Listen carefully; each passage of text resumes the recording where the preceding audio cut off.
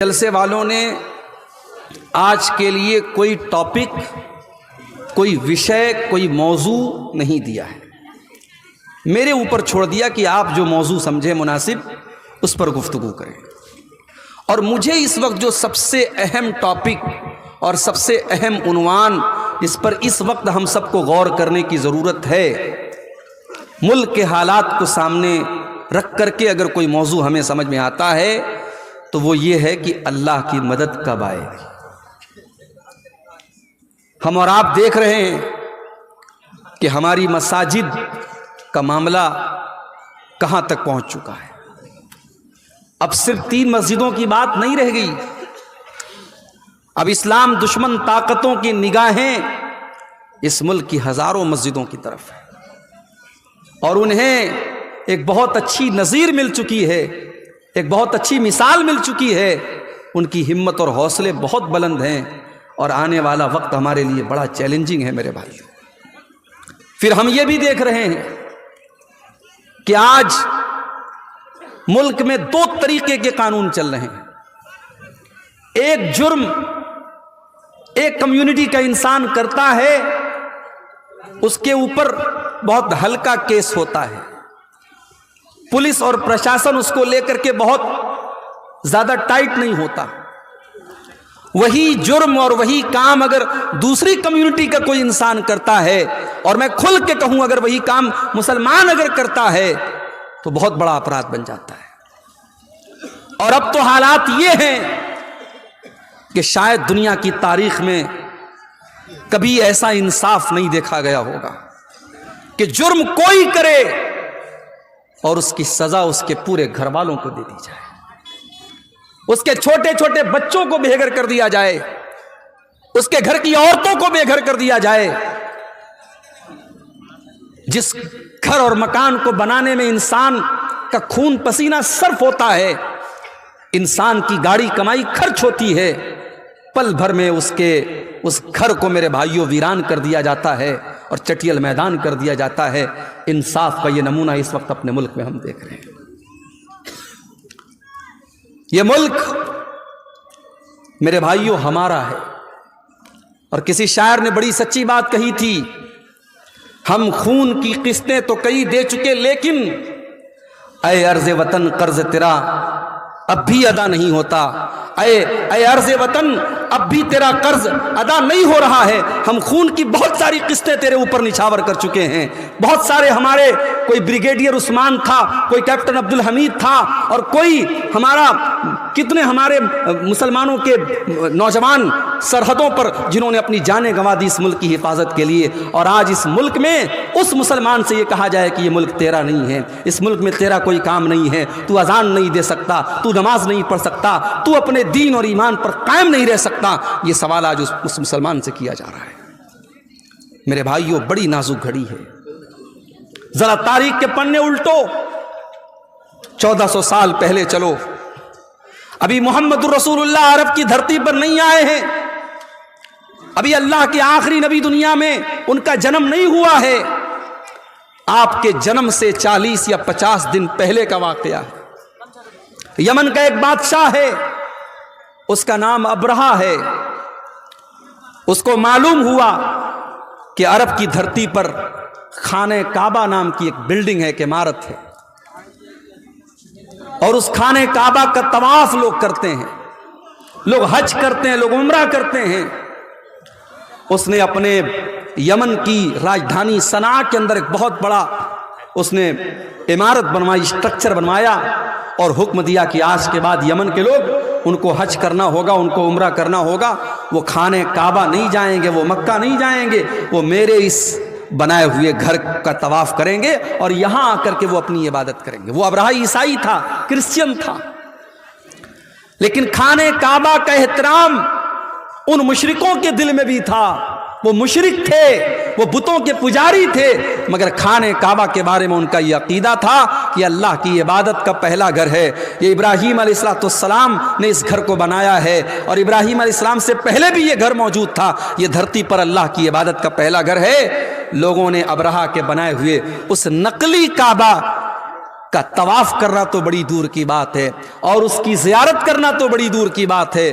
لوگوں نے اتنی انسلٹ کی کہ اس عمارت کے اندر جا کر کے انہوں نے پاخانہ کر دیا، پیشاب کر دیا، گندگی کر دی۔ ابرہہ کو طیش آیا، غصہ آیا، اس نے یہ نہیں پتا کروایا اس میرے بنائے ہوئے اسٹرکچر میں کس نے پاخانہ کیا، کس نے پیشاب کیا، کس نے گندگی کی۔ اس نے کہا کہ اب میں خانہ کعبہ کو ہی مٹا ڈالوں گا، نہ رہے گا بانس نہ بجے گی بانسری۔ اس نے بہت بڑا لشکر تیار کیا، اور شاید دنیا کے اتہاس کا اور دنیا کی تاریخ کا یہ پہلا لشکر تھا جس لشکر میں ہاتھیوں کو استعمال کیا گیا۔ ابرہہ خود بہت بڑے ہاتھی پر سوار ہو کے آیا تھا، اور دنیا کی نظروں نے دیکھا کہ یمن کا یہ بادشاہ اپنے ہاتھیوں کے ساتھ خانہ کعبہ پر حملہ کرنے کے لیے یمن سے نکلا ہے۔ اور جب مکہ کی سرحدوں میں داخل ہوا، اس کے سپاہیوں نے کچھ اونٹوں کو پکڑ لیا، کچھ اونٹ تھے وہاں پر، ان اونٹوں کو پکڑ لیا اور ان اونٹوں کو اپنا بنا لیا۔ وہ اونٹ کس کے تھے؟ وہ اللہ کے رسول کے دادا عبد المطلب کے اونٹ تھے۔ عبد المطلب کو پتا چلا ابرہہ کے سپاہیوں نے میرے اونٹوں کو پکڑ لیا ہے۔ عبد المطلب آتے ہیں اور ابرہہ سے کہتے ہیں، ابرہہ میرے اونٹ مجھے واپس کر دو۔ ابرہہ کو معلوم تھا عبد المطلب خانہ کعبہ کے متولی ہیں، خانہ کعبہ کی چابی ان کے پاس رہتی ہے۔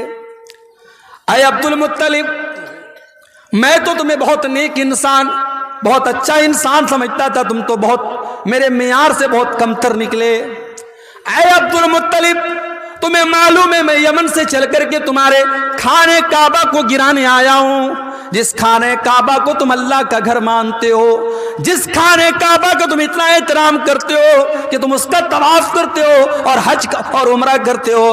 اے عبد المطلب، اس خانہ کعبہ کی تم کو کوئی چنتا نہیں ہے، اور تم اپنے اونٹوں کو میرے پاس لینے کے لیے آئے ہو۔ اس کا مطلب یہ ہوا کہ تمہیں اپنے اونٹوں سے زیادہ پیار ہے، تمہیں خانہ کعبہ سے کوئی پیار نہیں ہے۔ اب ذرا جواب سننا عبد المطلب کا۔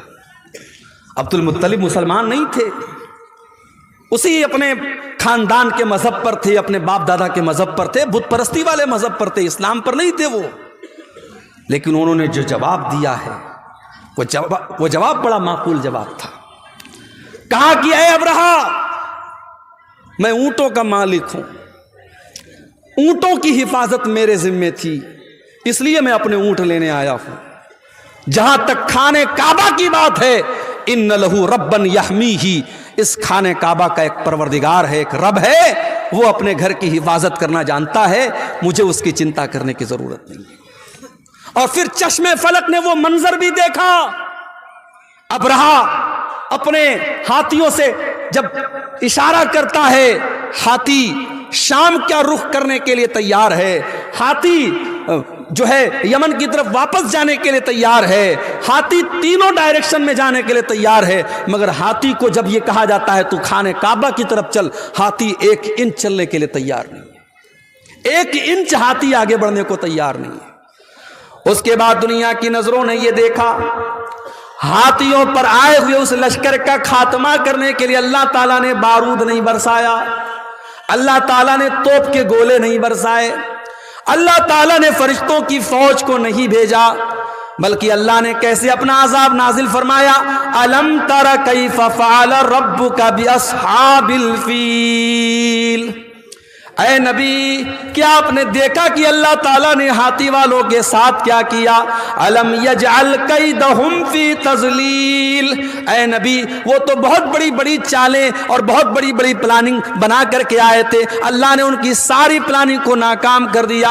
وَأَرْسَلَ عَلَيْهِمْ طَيْرًا أَبَابِيلَ، اور اللہ تعالیٰ نے ان کے اوپر چڑیوں کا جھنڈ بھیج دیا، چھوٹی چھوٹی چڑیاں ان کے اوپر بھیج دی، تَرْمِيهِمْ بِحِجَارَةٍ، جو اپنے چونچ میں اور اپنے پنجوں میں छोटी छोटी चने के बराबर की कंकरियां उनके ऊपर गिराती चली जाती थी और वो छोटी छोटी कंकरियां एटम बम बन करके उनके ऊपर बरसती चली जाती थी।